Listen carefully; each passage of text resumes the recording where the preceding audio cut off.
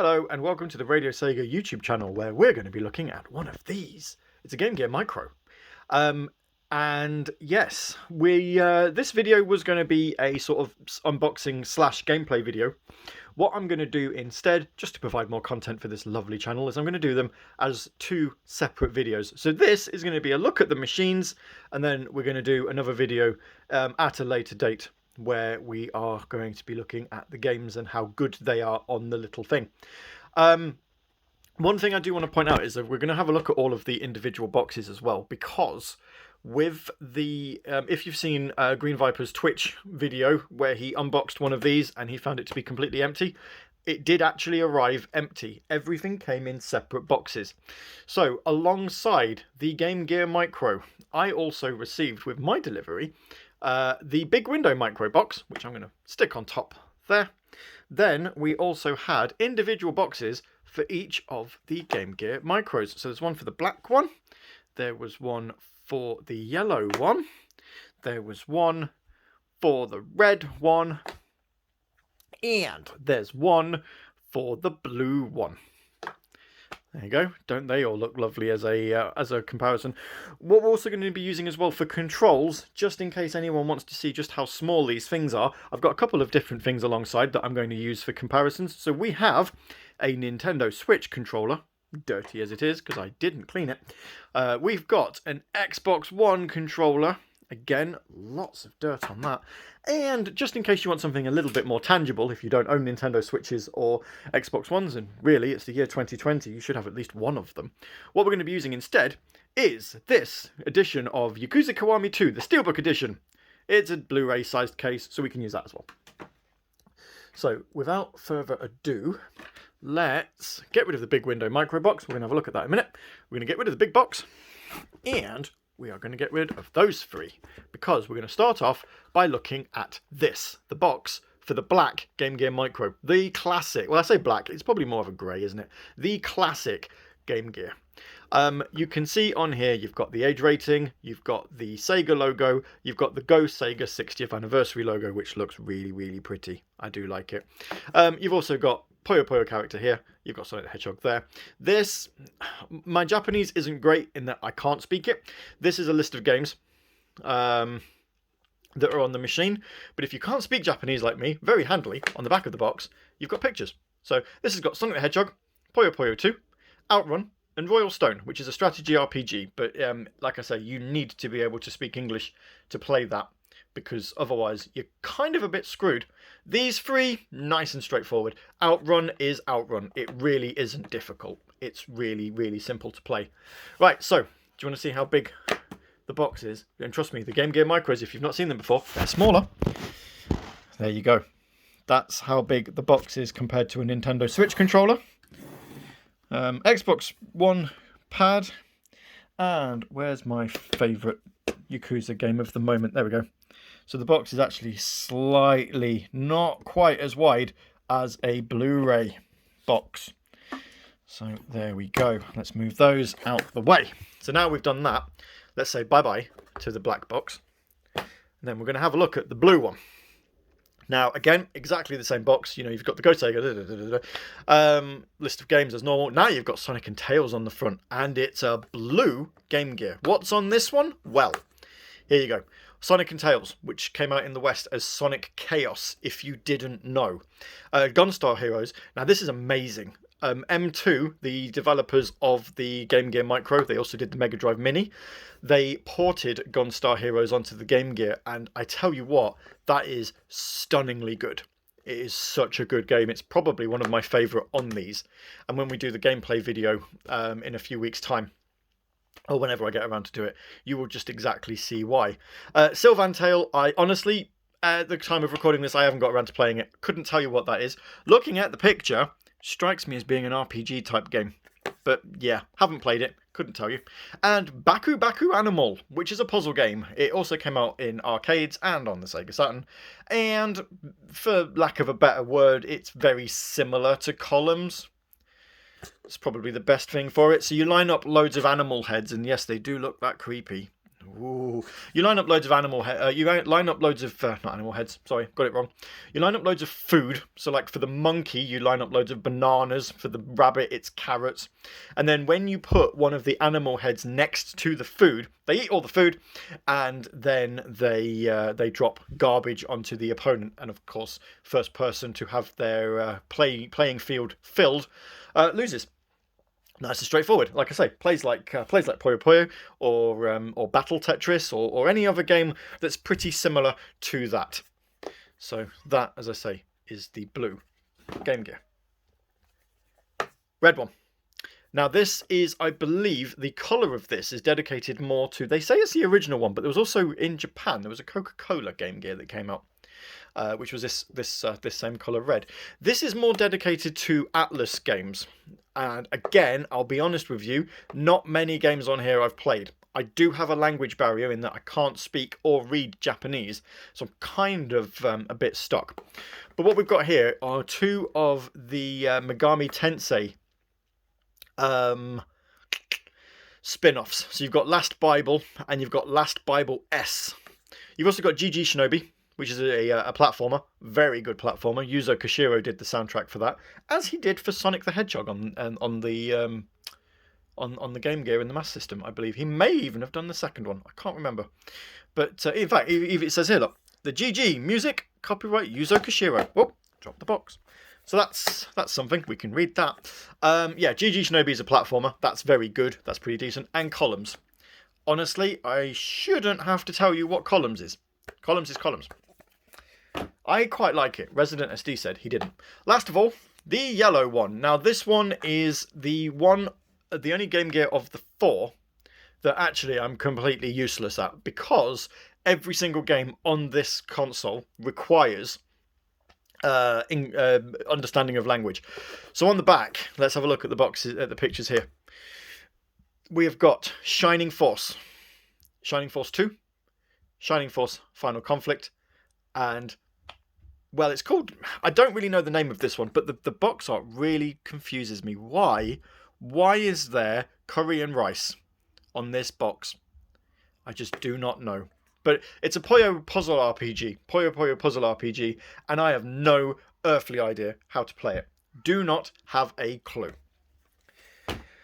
Then, if you bought all 4 Game Gear Micros, you got this. Based on the big window, which was a like a magnifying glass that you could get for the Game Gear, they made a really, really little one. And here it is. This is the box. It's tiny. It's got a barcode. And I really don't like the fact that the barcode's on there, because it does ruin the box.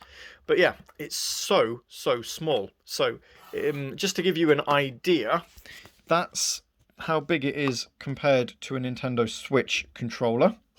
Again, you know, our controls are being done very scientifically here. That was a nice spin box. Well done. So there it is with the Xbox controller. And then, last of all, there you go, with the steelbook. Very, very small. It says not for sale. You cannot buy one of these separately. If you wanted one, you had to buy the set of 4 Game Gear Micros, either individually or as one of the collector's boxes like we've got here. And if you want to see one of these, then outside of the box, here it is. Oh, put it upside down.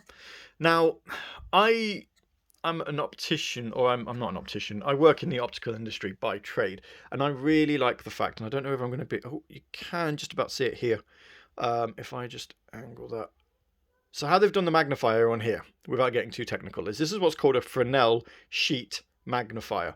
So if I sort of hold it, there you go, you can actually see it magnifying here. You can also see some ugly fingerprints on it, because I didn't think to clean this before we started. The concentric rings are not a problem when the screen's turned on. Don't panic about it. But yeah, so basically it gives you magnification.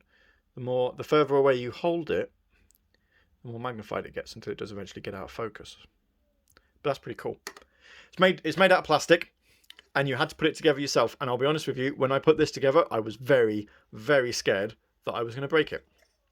But I didn't. It's all in one piece, and I daren't take it apart, which is why it is not in this box.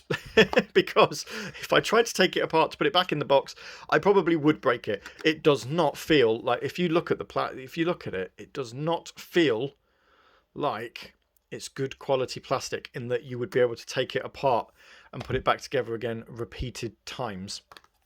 So I don't take it apart. Right.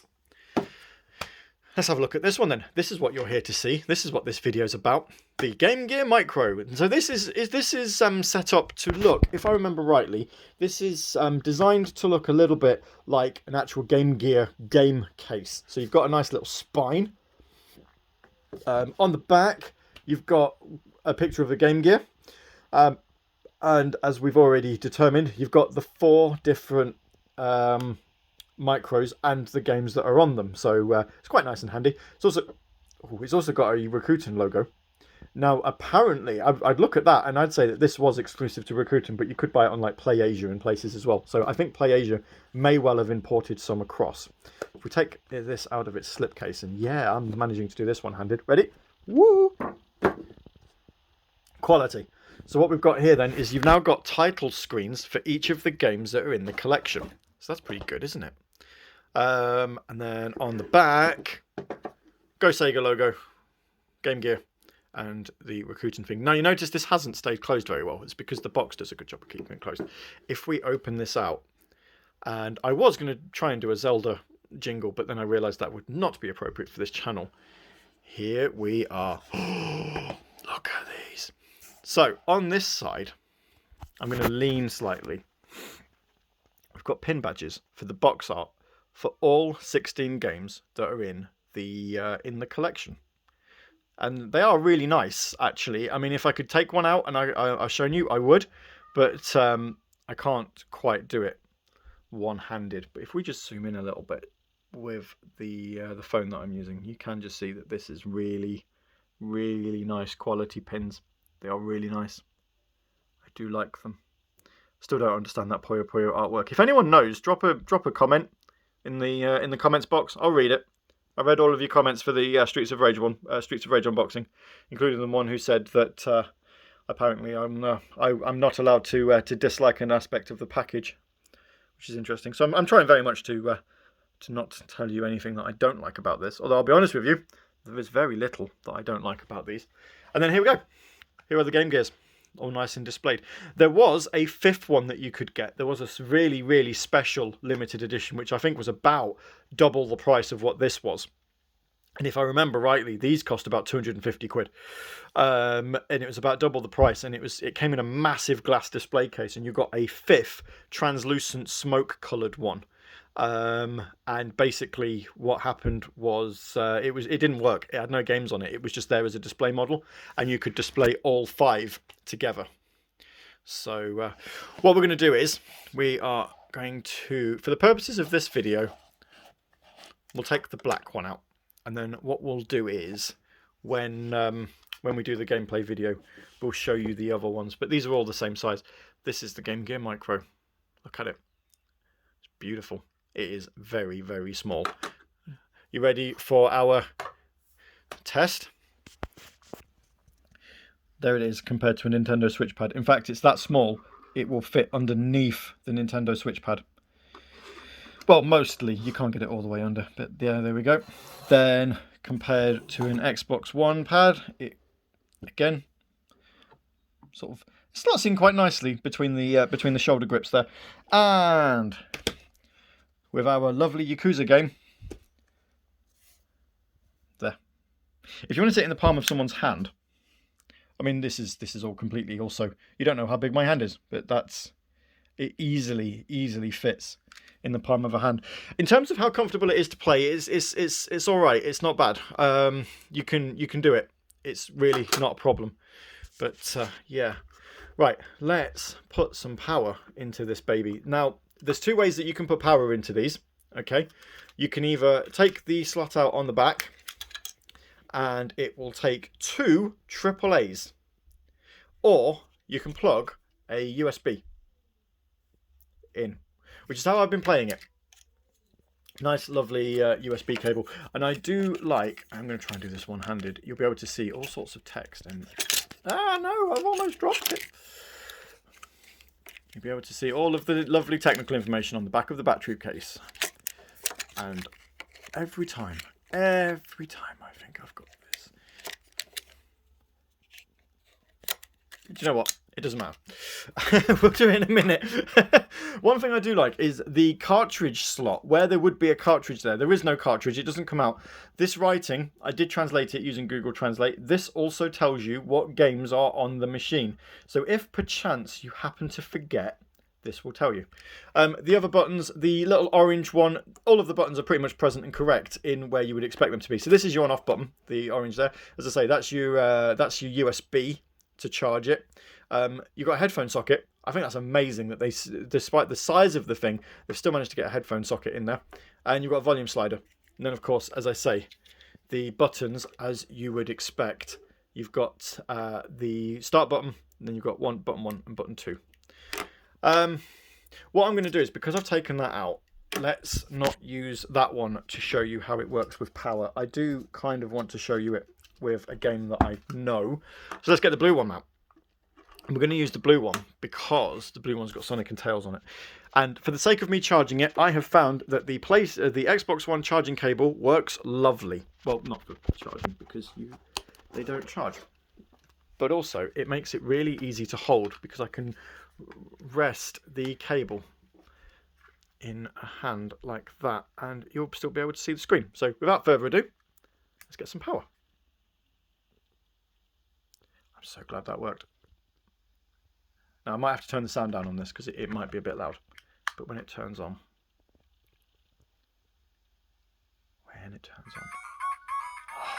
now you can't. Let me zoom in a bit so you can try and get the screen. The screen is, as I say, really, really nice. So I'm not going to play it. I'm going to turn that down a bit more so we don't get content struck as well. Fancy that, RadioSEGA getting content struck on YouTube for playing music. That would be something, wouldn't it? So let's... Oh, hello. I've turned it onto the... Yeah, so you can turn it into the spines. You can just view the spines. You know the Mega Drive Mini did this. The Game Gear Micro does it as well. I have no idea why you want to do that, but there we go. So if we play that... Tells you a little bit about the game. This came out on the 19th of November, 1993. And that's about as much as I can tell you there, other than I know the strip along the top says Sonic and Tails, because I know that's what this game's called. Now this is amazing. I never knew the Game Gear did this. Ready? It had the Sega chant on it. So there we go. The screen it's lovely. I mean, I've zoomed in here so that you can see it. It is an absolutely beautiful screen. The colours are nice and sharp. There is no blurriness. It's really, really good. It's really good. If you want to see, let's try and see if I can do this one-handed. Let me show you what it looks like with our trusty big window micro on.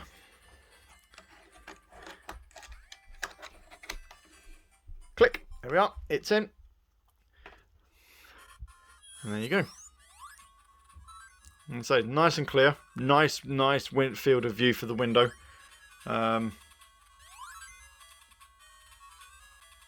It just works. It's really, really nice. You know, there's some games where you kind of struggle. Like if you're playing Sonic 1 without the big window micro, you would probably find that you're... I mean, if you try and have a look... In fact, I can't find any part of that way. No, there's definitely... if you're trying to play Sonic 1 without the big window micro, if you get to like Jungle Zone where you need more precise platforming, then you're going to struggle. But, yeah. Very, very impressed. Now, these... Let's turn that off. These did not come out for sale in the West. If you want one, your best hope is to import one. And as I say, they are costing... There we are. They're costing about 40 quid each, or you can buy a set of 4 for 250-ish, which includes... If you can still get them, I know they were with the initial run. I don't know if you can still get them, but you can get it with the Sega big window. So there we go. And can I get that battery case back on one-handed? Let's see if you can see. Hang on. Look at the blue one while I try and do this. Yay! There we go. Got it back on. So, for our final shot of this video, let us line up all of the Game Gears. Way! Move the Xbox pad out of the way. We don't want that. Move the Switch pad out of the way. We don't want that. We want black, blue, yellow, and red. They're like the Power Rangers. And a big window in the middle. I did say that every single video that I do on the RadioSEGA YouTube needs to have some singing on it somewhere. There is your singing for this video. Here we go. So, yeah. Thank you for watching my video of a look at the Game Gear Micros. We'll do a video in a little while on this channel where we'll be playing some of these games so you can have a look at them and see what they look like. I will use the big window for that video just to make it a little bit simpler. But I hope you liked what you saw. Send some comments, or rather, you know, like and subscribe onto the YouTube channel. Hit the bell. You'll be able to get all the videos as and when they're posted.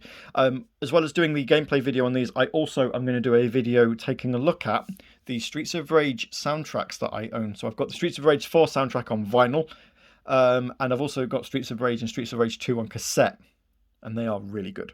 So we're going to do a video looking at those as well. So yeah, as I say, if you like these videos that I do for this channel, do like and subscribe and hit the bell to get notified whenever a video goes live. And of course, send any comments, as long as they're constructive, good or bad, I don't mind. And hopefully we'll make some improvements for a later one. So thanks for watching.